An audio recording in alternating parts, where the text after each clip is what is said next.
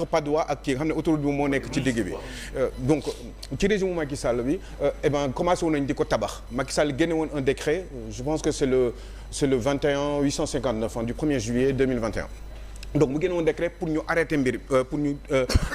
arrêter cette spoliation là ñu commandé woon Descos par arrêté ministériel pour ñi nga commencé woon di tabax ñu toj tabax yi donc ce qui fait que ni am na yu jot a rëcc ba 8 hectares moo fa nekk. il se trouve que aujourd'hui fu ñu toll nii on pense que rupture dina continuer di am fu ñu toll nii commencé nañu di tabaxaat 8 hectares yooyu nga xam ne moom moo fa nekk loolu kan mooy complice bi c'est la direction actuelle des domaines léegi nag loolu daf fi war a jeex te loolu mënul continuer parce que partie boobu xam nga c'est pour cause d'utilité publique d'abord Maristes dafa enclavé wu d'une certaine manière dañu prévoir woon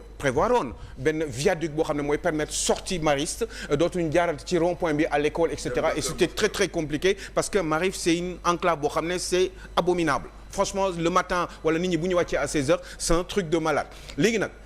ñu prévoir woon loolu pour créer un viaduc sorte de grand pont yooyu pour génn bi ak dugg bi Maristes mën a gën a yomb ba pare li ci des Maristes dafay yokku ñu mën a yokk centre de santé yi yokk zone yi nga xam ne mooy dina mën a tax gars yi di bëggee ci biir au niveau de Maristes nekk ci jàmm quoi am benn espèce de vie bu xaw a normal nit ñi nekk fii tey jii nii inspecteur des domaines yi ñi ngi séddoo di séddale suuf bi nga xam ne moom moo nekk fa 8 hectares yooyu des léegi nag c'est une honte pour ce pays-là et j'espère que ni le président Bassirou Diomaye Faye va pouvoir intervenir à ce niveau-là parce que lii dafa ruslu li ñu doon tere li ñu continuer di am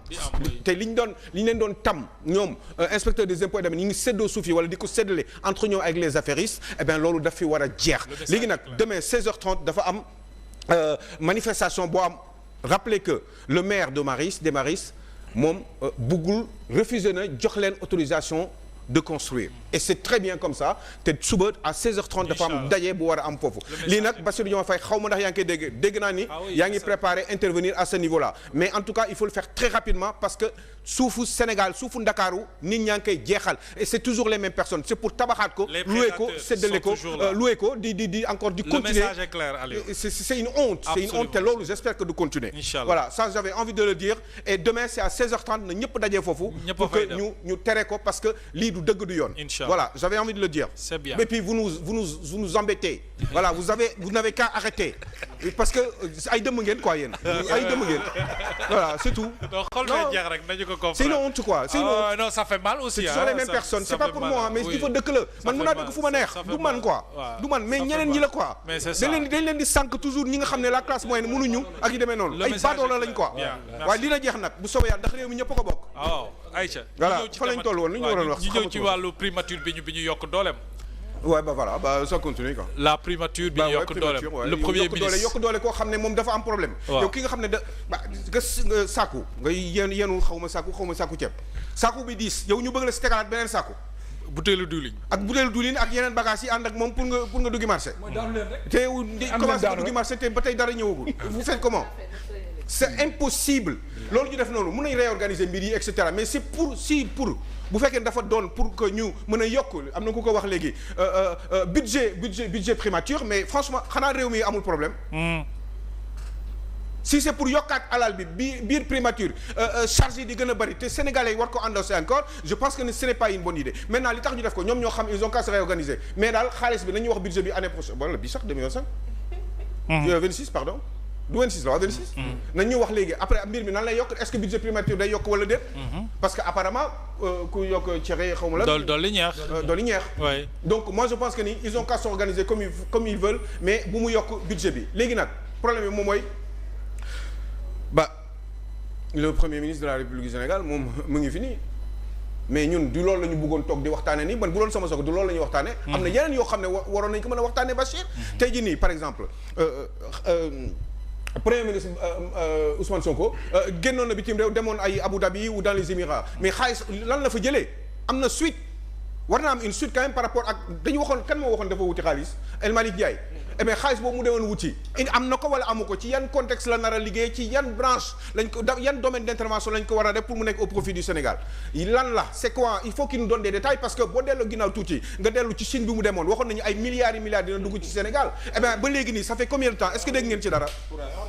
dara avant loolu enfin Chine bi moo njëkkoon ñu xefaat ñu delluwaat fële Turquie bi ñu demee Turquie aussi bon ba gis ngeen apothéose bi coow gi ni mu baree woon ñu ne ay milliards dina jóge ci Turquie pour ñëw fii eh bien ba léegi gisoo dara bon bii dem na gisoo dara léegi ñuy wax waxu ay réorganisation mais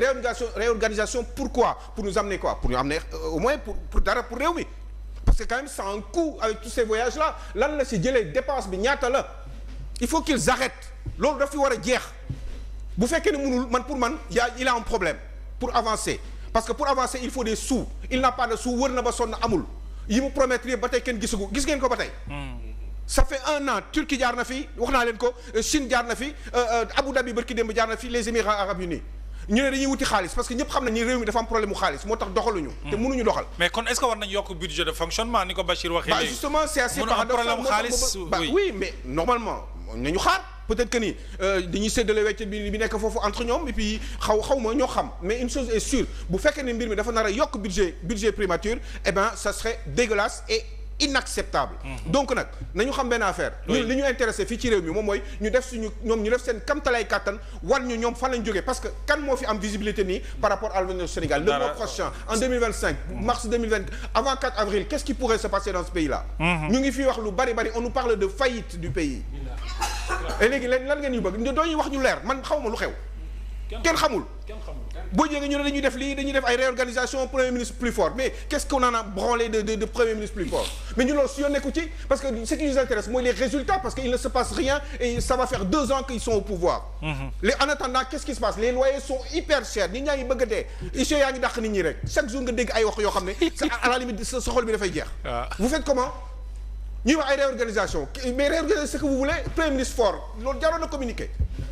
Et vous êtes fort comment? Vous êtes fort parce que vous avez changé la constitution ou vous êtes fort parce que vous avez réorganisé les services au sein de la primature? Mais quand même,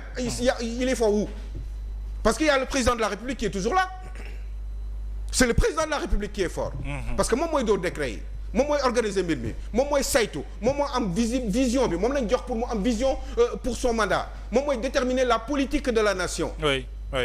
Alors il est fort pour quoi faire? Déjà ça ne va pas. Donc il serait fort pourquoi? Pour lan wax leen ñu la fan la ñu jëm parce que on a besoin de sous pour travailler les Sénégalais ont besoin d'argent on a besoin de xaalis muy circuler ci réew mi dette bi ñaata la plus de 300 milliards de dette intérieure bi plus de 300 milliards am na ñoo xam ne sax nee nañ 500 milliards kenn mënul xam parce que on a aucun chiffre précis kii wu exécution budgétaire rapport d'exécution pardonnez-moi je suis dégoûté quoi de ce qui se passe purée le rapport d'exécution budgétaire bu 2025 bi anamu est-ce que xam ngeen palais ñaata la présidence de la République ñaata la dépensé est-ce que xam ngeen primature ñaata la dépensé est-ce que xam ngeen assemblée nationale ñaata dépensé parce que defuñu ko ci rapport bi on ne peut pas le savoir et on nous parle d'autre chose. annexé yi la ñu dindi. bah oui à un moment donné ça doit suffire wax leen ñu dëgg bi wax leen ñu lan mooy problème bi. ñu jéem a xool ngeen jéem a xool nan ngeen di wutee xaalis bu dee mënu leen ko bah je sais pas vous vous retirez quoi. c'est tout parce que quand même mënuñu toog di xaar noonu comme ça nit ñi di sonn parce que ñun la ñuy ñëw di sonal di ñu laaj ay paas di ñu laaj ay machin di ñu laaj ay diwlin wala jënd ceeb et cetera. ñun ñooy sonn. Pendant ce temps-là vous êtes en train de vous galvaniser avec vos prébendes. yéen ñi xool ni ngeen di dundee un premier ministre de la République du Sénégal un ministre de la République du Sénégal dem leen ngeen xool ngeen comparé ko ak un ministre suédois dem leen ngeen xool allez voir ce qui se passe dans le monde. ay oto yu ndaw la ñuy am ils vont manger au fast-food. mais yéen vous avez des voitures à 100 millions de francs CFA ay oto yoo xam ne vous avez 4-5 000 litres d'essence est-ce que loolu ngeen si loolu ngeen ñu war a wax. donc train de vie bi mi ngi resté intact. mais train de vie boobu ba léegi yaa ngi ci wax. fonctionnement de l'État kenn du ko laal ñuy dute ndax budget bi dina yokku avec cette réorganisation des services. très bien à un moment donné ça suffit. bu ñu kenn nax bu leen dugg ci yii nii bu leen dugg. ay kii la ñuy dugal fii def benn cabinet adjoint machin non bu leen dugg ci loolu. nañ ñu wax ñoom fan la ñu jóg fan la ñu jëm réew mi. xaalis bi ñu wuti woon lan la est-ce que am na moo nii wala amul moo nii. c'est important merci. Omar Faye. xam nga tey moom Aliou dafa. mais li mu wax aussi dëgg la la lépp dëgg la. je suis entièrement d'accord parce que quand tu lis le décret, on te dit les conseillers personnels, les conseillers techniques, ils bénéficient des avantages du directeur de cabinet. Alors que le directeur de cabinet, yow tu lui as donné rang et avantage d'un ministre, un statut de ministre. donc tu peux en nommer 30 conseillers personnels. Ils auront ku si nekk bu weer deewee salaire u ministre. ak avantage ministre. mais loolu c'est beaucoup d'argent. mais c'est moo tax may la c'est pourquoi on en parle. moo tax nous aussi on en parle. parce que on est en train d'augmenter. exactement les charges de fonctionnement à la primature. alors que le résultat au final. nekku fa. très bien. voilà moo tax nag mais du tere nag. du tere nag ñu ne leen. premier ministre. yokkaluñu ko ay prérogatives. dañoo réorganiser.